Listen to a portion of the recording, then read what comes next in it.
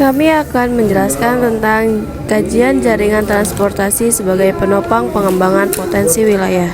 Pengembangan wilayah berdasarkan potensi merupakan upaya untuk meningkatkan pertumbuhan ekonomi dan kesejahteraan penduduk karena dapat meningkatkan pendapatan penduduk, pemerataan pembangunan, meningkatnya lapangan pekerjaan, dan meningkatnya produktivitas. Apa sih hubungan kajian jaringan transportasi dengan pengembangan potensi wilayah? Jaringan transportasi yang memadai akan memudahkan pendistribusian barang dan jasa atau juga manusia. Jika pendistribusian barang dan jasa atau manusia dapat berjalan lancar, maka dapat meningkatkan interaksi antar wilayah, sehingga potensi wilayah dapat dimanfaatkan secara maksimal. Misalnya, wilayah dengan potensi sumber daya hasil pertanian akan mudah mendistribusikan hasil pertaniannya ke wilayah lain melalui jaringan transportasi yang ada. Bagaimana peranan jaringan transportasi untuk pengembangan wilayah? Peranan jaringan transportasi terhadap distribusi dan pengembangan wilayah sangat penting, karena tanpa jaringan transportasi, distribusi dan pengembangan wilayah tidak bisa berjalan dengan lancar dan sesuai yang diharapkan. Dengan adanya transportasi ini, kita dapat mengantarkan suatu barang dengan mudah dengan menggunakan jasa angkutan barang. Jadi, jaringan transportasi berperan sebagai pengembangan potensi karena memudahkan pendistribusian barang dan jasa sehingga dapat meningkatkan interaksi antar wilayah yang menyebabkan potensi wilayah tersebut dapat dimanfaatkan secara maksimal. Apa sih sistem jaringan transportasi itu? Sistem jaringan transportasi merupakan serangkaian jaringan prasarana transportasi berupa jembatan, jalan raya, jalur pelayaran, rel, jalur penerbangan, dan lainnya yang berhubungan dengan simpul sarana transportasi seperti terminal, bandara, dan pelabuhan sehingga membentuk suatu kesatuan sistem jaringan transportasi. Jenis transportasi ini dapat dibagikan menjadi 3. Yang pertama, transportasi darat seperti kereta api, bis, mobil, kendaraan bermotor, delman, gerobak, dan lainnya. Yang kedua yaitu transportasi air seperti kapal, perahu, dan rakit. Dan yang terakhir yaitu yang ketiga, transportasi udara seperti pesawat terbang, helikopter, dan lain sebagainya.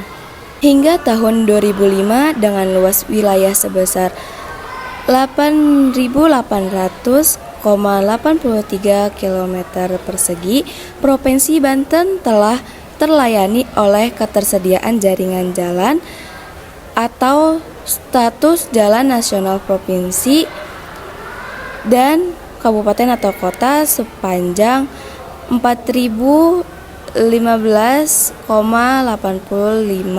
km.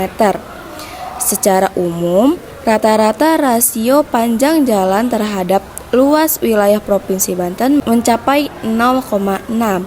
Rasio panjang jalan terhadap luas wilayah masing-masing kabupaten atau kota di Provinsi Banten menunjukkan ketersediaan jaringan jalan yang bervariasi. Kabupaten atau kota yang berada di wilayah Banten Utara umumnya telah terakses jalan oleh jaringan jalan, namun sebaliknya, beberapa kawasan di kabupaten yang terletak di wilayah Banten Selatan belum terakses oleh jaringan jalan. Rendahnya ketersediaan jaringan jalan di wilayah Banten Selatan mengakibatkan menjadi terbatasnya aksesibilitas pada beberapa kawasan di wilayah tersebut. Lebih jauh lagi, kondisi ini mengakibatkan menjadi terhambatnya mobilitas penduduk serta kegiatan koleksi dan distribusi barang, terutama hasil-hasil pertanian yang merupakan produk utama masyarakat setempat. Dari aspek kewilayahan, kondisi ini pada akhirnya mengakibatkan terjadinya kesenjangan antara wilayah-wilayah yang aksesibilitasnya rendah cenderung menjadi terisolasi serta relatif lamban untuk berkembang. Sebaliknya, wilayah yang memiliki aksesibilitas tinggi cenderung lebih cepat pertumbuhannya. Nah, teman-teman, gimana? Udah tahu kan sekarang gimana pentingnya transportasi itu? Nah, di sini saya akan mengkaji kajian jaringan transportasi melalui peta, pengendaraan jauh, dan sistem informasi geografis, yaitu SIG. Yang pertama ada pemanfaatan peta untuk kajian transportasi. Peta yang digunakan dalam kajian transportasi adalah peta tematik. Penggunaan peta dalam kegiatan transportasi dinilai sangat penting karena kegiatan transportasi berkaitan dengan data-data spesial. Di sini secara umum dalam peta jaringan transportasi memberikan informasi tentang yang pertama pola jalur lalu lintas. Yang kedua, letak stasiun, terminal, pelabuhan, dan bandara sesuai dengan jenis dan kelas pelayanan. Yang ketiga, jenis dan kualitas jalur lalu lintas. Yang keempat, sarana dan prasarana pendukung. Yang kedua, saya akan menjelaskan pemanfaatan pengendaraan jauh untuk kajian transportasi. Interpretasi pengembangan jaringan transportasi pada teknik pengendaraan jauh diarahkan untuk mengetahui kemampuan lahan terhadap jaringan jalan, mengetahui jalur alternatif baik darat, laut, maupun udara. Selain itu, yang perlu diperhatikan dalam pengembangan jaringan transportasi adalah bagaimana kondisi makhluk hidup yang ada di sekitarnya. Contohnya, dalam pembangunan jalan tol, pasti kita membutuhkan lahan, sedangkan lahan yang ada itu cuma hutan atau pertanian. Dengan demikian, pengembangan jaringan transportasi baik darat, laut, maupun udara dapat dilakukan dengan bantuan pengendaraan jauh. Yang terakhir yaitu pemanfaatan sistem geografis untuk kajian transportasi atau bisa disingkat dengan SIG. SIG merupakan suatu sistem memasukkan, menyimpan, memperbaiki, memperbarui, mengelola, memanipulasi, mengintegrasi, menganalisis, dan menampilkan data dalam suatu informasi berbasis geografis. Sistem informasi geografis digunakan sebagai sarana pendukung yang dapat memaksimalkan sistem kerja sehingga dapat mengefektifkan waktu, dana, dan tenaga.